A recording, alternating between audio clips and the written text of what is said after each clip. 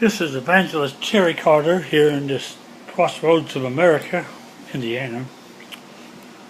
Some things I want to point out today is we keep hearing about the separation of church and state.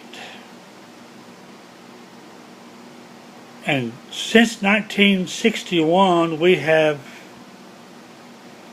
not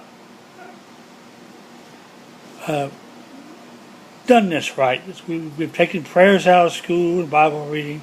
That's not what that means. What it means is that our country should never be a theocracy. That is a country that is ran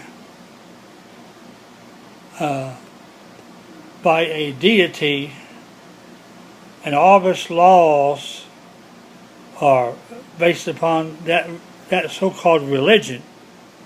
The greatest example of that today would be Islam.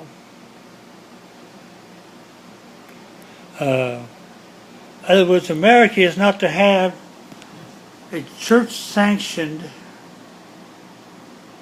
form of government. Islam has its own government, its own judicial branch.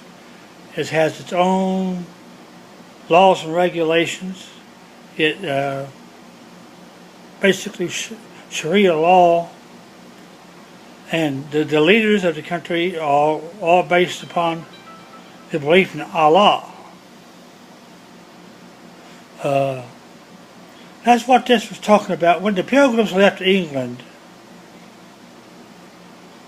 they left because they was forced to go to the Church of England, which was endorsed by the King. And part of the reasons they came here to America was to escape that.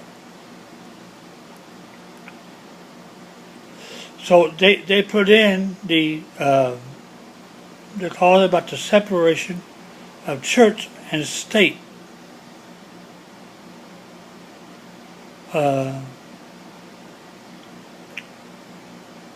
But that's been misinterpreted since 1961. It's not about taking the Bible out of school.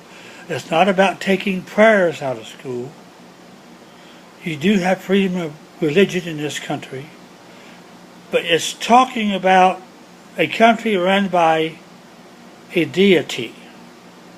Okay? Such as Allah. That's what Islam is.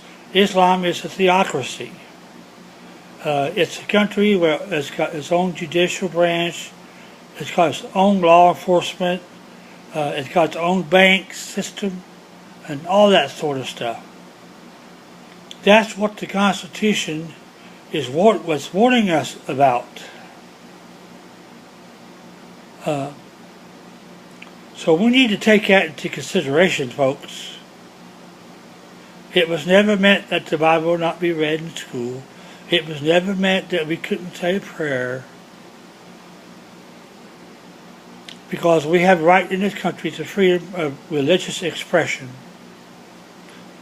It's about having a government controlled by religion. And it's just like when Utah when the Mormons moved to Utah, they wanted to govern this whole state of Utah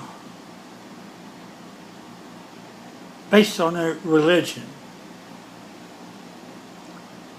And when it was headquartered in Salt Lake City, but when they asked for statehood, our government would not give it to them unless they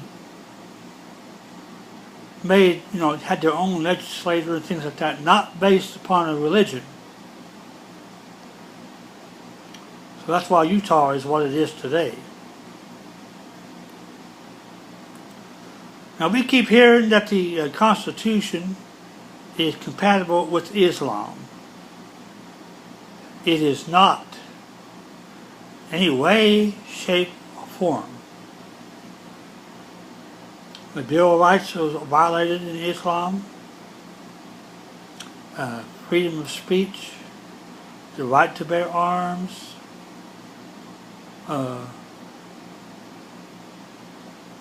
it's against the Constitution because our country was designed not to be run by theocracy. So we gotta take that into consideration. Now I read today that Obama has stated that America will become an Islamic country by 2016, by the end of his term, or by the end of the year. We need to make every effort to stop that. Okay? Anyway, thank you and have a nice day.